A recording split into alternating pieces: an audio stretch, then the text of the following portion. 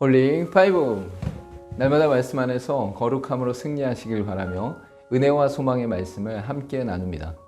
1년 1독을 기준으로 하루 서너 장의 말씀에 대해 간략히 소개하고 함께 나누고 싶은 말씀을 전합니다.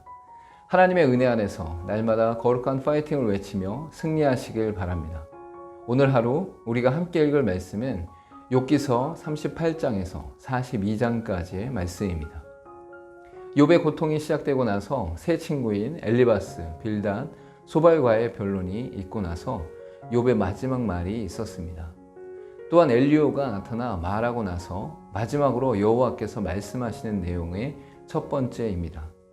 38장에서는 최종적 결론을 내리시는 하나님의 출현과 창조 역사들에 계시된 하나님의 권능을 질문합니다. 앞에 다양한 변론들에 대해 최종적으로 정리하시며 결론 지으시고 욥과 세 친구들의 논쟁과 사상에 대해 판결을 시작하십니다. 욥에게 던져진 질문들을 통해 전능하시고 지혜가 있으신 하나님의 통치와 주권으로 피조계의 모든 섭리를 다루고 계십니다. 39장에서는 38장의 내용이 이어지면서 다양한 동물들과 새들을 통해 하나님의 전능하심 안에서 보살피심을 말합니다. 먼저는 사자, 까마귀, 염소, 들나귀, 들소 등의 은밀한 생태와 자유함을 말하면서 하나님의 지혜를 투영시킵니다. 이어서 타조, 말, 매, 독수리 등을 통해 하나님의 보살피심과 독특하게 부여된 특성들을 강조하고 있습니다. 다양한 동물들도 각각의 존재 이유가 있는 것 같이 고난과 고통도 일어난 의미가 있음을 말씀합니다. 40장에서는 하나님의 두 번째 말씀으로서 먼저 욥에게 말씀하시고 질문하시면서 대화를 통해 전하십니다. 이어서 하나님께서 욥을 향해 교만을 꾸짖으시며 당신의 주권과 의를 책망의 논조로 말씀하십니다. 또한 욥의 교만과 무능력을 깨우치기 위해 베헤못의 독특한 특성들을 구체적으로 묘사하고 있습니다. 41장에서는 하나님의 마지막 말씀으로 리와 야단을 통해 포획의 불가능과 구조와 힘을 통해 하나님의 전능하심을 나타냅니다. 먼저는 리와 야단을 포획하는 것의 불가능함과 포획하여 이용하는 것이 불가능함을 반문하시듯 말씀하고 있습니다. 이어 리와 야단의 견고한 몸의 구조를 말하며 그로 인한 두려움을 표현하였고 요동하지 않는 리와 야단의 모습과 인간의 힘으로는 통제 불가능함을 말씀합니다.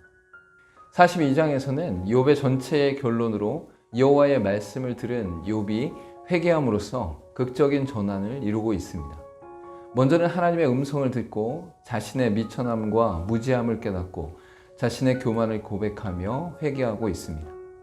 이어서 욥의 세 친구들에게도 옳지 못함을 말씀하시며 욥을 통하여 번제를 드리게 함으로 회복해 하십니다.